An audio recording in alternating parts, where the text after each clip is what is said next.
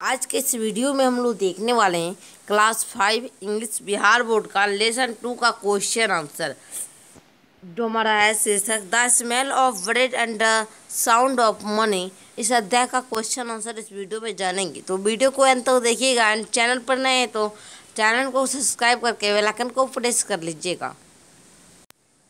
हमारा यहाँ पर B.1 का कह रहा है क्वेश्चन आंसर दीजिए क्वेश्चंस ऑरली। ऑरली मतलब होता है मौखिक रूप से, क्वेश्चन का जवाब मौखिक रूप से देना है। ए नंबर है what did the poor man enjoy every day. गरीब आदमी जो था वह प्रतिदिन किससे आनंद उठाता था। ठीक है, तो आंसर हम लोग देखते हैं। तो आप लोग आंसर में लिखेंगे the sweet smell of the bread. मीठे पाउंरोटी का मीठे सुगंधों को लेकर गरीब आदमी जो था वह प्रतिदिन आनंद लेता था। तो क्वेश्चन नंबर 2 यहाँ पर है हमारा व्हाट डिड द जज ask the poor man to do. न्यायाधीश जो थे, जो जज जो थे, वह गरीब आदमी से क्या पूछे और गरीब आदमी ने क्या किया। तो आंसर लिखेंगे to give the money he had. जज जो थे वह गरीब आदमी से पूछते हैं क्या तुम्हारे पास पैसे हैं, तो गरीब आदमी बोलता है हाँ। ठीक है, और गरीब आदमी जो था वह उस रुपया को दे देता है किसे, जज को। क्वेश्चन नंबर 3 है हमारा how much money did the poor man have.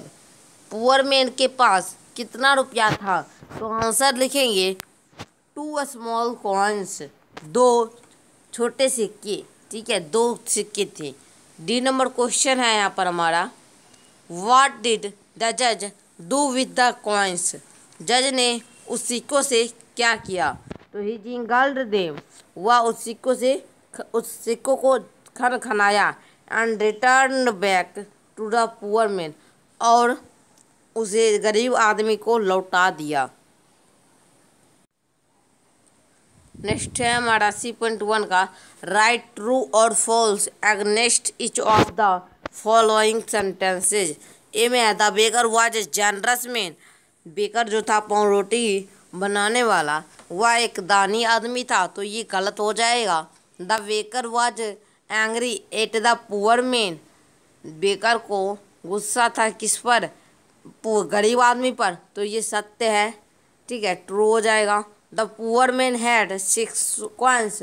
गरीब आदमी के पास 6 सिक्के थे, तो ये गलत हो जाएगा, 2 सिक्के थे। डी नंबर है द जज gave the money to the baker. जज जो था, न्यायाधीश जो थे, वह सिक्कों को पाउंरोटी बनाने वाले को दे दिए, तो ये गलत हो जाएगा, वे रिटर्न कर दिए गरीब आदमी को ही। ठीक है, द जज return the coins to the poor man, तो ये सत्य हो जाएगा। जज जो थे वह गरीब आदमी को रुपया लौटा दिए थे, वापस कर दिए थे।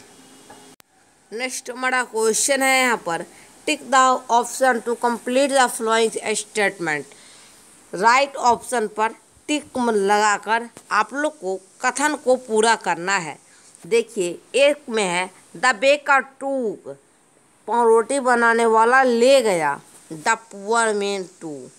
गरीब आदमी को पाउंरोटी बनाने वाला ले गया। हिज हाउस अपने घर ले गया। हिज शॉप अपने दुकान पर ले गया। कोर्ट मतलब यहाँ पर होता है जो फैसला जहाँ पर होता है। ठीक है, कोर्ट मतलब न्यायालय जहाँ फैसला होता है। द किंग राजा के यहाँ।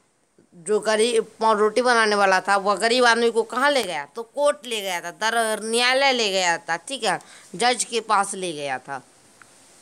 क्वेश्चन नंबर 2 है the baker held out his hand to take. पाउंरोटी बनाने वाला अपने हाथ को बढ़ाया, क्या चीज़ लेने के लिए बढ़ाया, द ब्रेड रोटी लेने के लिए बढ़ाया, द केक लेने के लिए बढ़ाया, द स्वीट मिठाई लेने के लिए बढ़ाया, द कॉइन्स सिक्को लेने के लिए बढ़ाया। पाउंरोटी बनाने वाला जो था वह जब जज ने गरीब आदमी से सिक्कों को लिए तो वह हाथ बढ़ाया था उस सिक्कों को लेने के लिए। द कॉइन्स, डी नंबर जो ऑप्शन है वह राइट हो जाएगा। नेक्स्ट है हमारा 3 number, the price for smell of bread was. देखिए यहाँ पर कह रहा है सुगंध के लिए, देखिए ये रोटी की सुगंध के लिए कीमत था, जो वह क्या कीमत था, रोटी की सुगंध के लिए क्या रुपया था, क्या मतलब उसका प्राइस क्या था। तो उसका प्राइस था द साउंड ऑफ मनी, रुपयों की खनखनाहट से द स्मेल ऑफ ब्रेड का प्राइस था। क्या था प्राइस, यानी कि रोटी की सुगंध का कीमत, द साउंड ऑफ मनी रुपयों की खनखनाहट थी, झनझनाहट थी। 6.3 में है हमारा answer the flowing question, question का जवाब देना है। ए में है why was the baker angry with the poor man, baker को पाव रोटी बनाने वाले को गरीब आदमी पर गुस्सा क्यों आया। तो आंसर देखते हैं। आंसर लिखेंगे the poor man used to come every day to the baking shop. देखिए गरीब आदमी जो था वह प्रतिदिन पाव रोटी बनाने वाले के दुकान पर आता था। He used to enjoy the nice smell of baking bread, वह बनते पाव रोटी का अच्छा स्वाद, अच्छी सुगंध लेकर आनंद उठाता था। The baker was angry with the poor man as he did not pay any money for this. और पाव रोटी बनाने वाले को गरीब आदमी पर गुस्सा आता था क्योंकि वह जो था वह ही did not pay any money, इसके लिए वह जो सुगंध लेता था और जब पाव रोटी बनता था उसका जो सुगंध लेता था, इसके लिए वह 1 भी रुपया को नहीं देता था। इससे पाव रोटी बनाने वाले को गरीब आदमी पर गुस्सा आता था। क्वेश्चन नंबर 2 है यहाँ पर हमारा व्हाई डिड द जज जिंगल द कॉइन्स टुगेदर। जज जो थे न्यायाधीश, वह सिक्कों को साथ साथ क्यों झनझनाए, क्यों खनखनाए। तो आंसर है, आंसर में लिखेंगे आप लोग जज न्यू, जज जानते थे, डैट कि the poor man had only enjoyed the nice smell of bread. गरीब आदमी जो था वह सिर्फ पाव रोटी की अच्छी सुगंध लेकर आनंद प्राप्त करता था। And the price of the smell, महक की कीमत, could be only the jingle of the coins. महक की कीमत मतलब पाव रोटी की महक की कीमत जो है वह सिर्फ रुपयों की, सिक्कों की झनझनाहट ही हो सकता था। सो इसलिए के फॉर द जज जिंगल्ड द कॉइन्स टुगेदर, इसलिए जो थे न्यायाधीश वह रुपयों को साथ साथ झनझनाए। क्वेश्चन नंबर 3 यहाँ पर है हमारा, देखिए क्वेश्चन नंबर 3 है डिड द जज do justice to the poor man, give reason. क्या न्यायाधीश जो थे वह गरीब आदमी के साथ अच्छे फैसले किए। तो गिव रीजन, कारण बताए। तो आंसर है yes the price of smelling the bread could be only jingled of the coins. ये मतलब हुआ कि रोटी की सुगंधों की कीमत जो है वह सिर्फ सिक्कों की झनझनाहट से ही चुकाया जा सकता है। No payment was be made for this, इसके लिए रुपया देने की ज़रूरत नहीं है। So by returning the 2 small coins to the poor man the जज did justice to the poor man.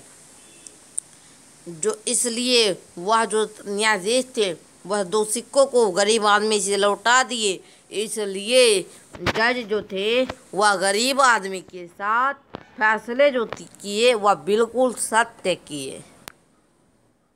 देखिए नेक्स्ट है यहाँ पर हमारा क्वेश्चन नंबर D.1 का, match the words with their opposite meaning.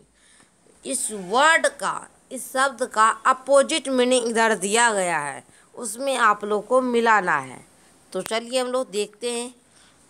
Nice का हो जाएगा रूड, ठीक है। पनिशमेंट मतलब होता है सजा, और इसका हो जाएगा रिवार्ड मतलब पुरस्कार। स्टिंजी मतलब होता है कंजूस, इसका हो जाएगा जेनरस मतलब दानी। एंग्री मतलब होता है गुस्सा। काल्म मतलब होता है प्रसन्नता, ठीक है। स्माइलेंट मतलब होता है मुस्कुराहट, और वेप्ट मतलब होता है रोना। जो रोते हैं उसे हम लोग कहते हैं वेप्ट, ठीक है। आगे हम लोग देखते हैं। यहाँ पर देखिए, यहाँ पर क्वेश्चन कह रहा है read and the jumbled letter to make meaningful words. ये जो वर्ड दिए गए ना, ये गलत वर्ड दिए गए हैं, इसको ठीक करके लिखना है। जैसे एक का हो जाएगा मनी, MONEY, ठीक है। ब्रेड, इसको ब्रेड लिख लेंगे, इसका हो जाएगा पुअर, ठीक है। पुअर इस प्रकार लिख लेंगे, ठीक है। यहाँ पर आप लोग को एंग्री हो जाएगा, इस प्रकार आप सही करके लिख लेंगे। उसके बाद देखिए ग्रामर का है ये, इसका अगर इस पर आप लोग पढ़ना चाहते हैं तो आप लोग नीचे कमेंट कर दीजिएगा, क्योंकि इसमें जो है आप लोग को प्रश्नवाचक इंट्रोगेटिव सेंटेंस पर आप लोग को समझाना होगा कि आप लोग जो आंसर दिया रहेगा उससे वाक्य कैसे बनाएंगे। तो इसके लिए अगर पढ़ना चाहते हैं तो नीचे कमेंट कर दीजिएगा। फिर मिलते हैं अगले वीडियो के साथ, तब तक के लिए धन्यवाद।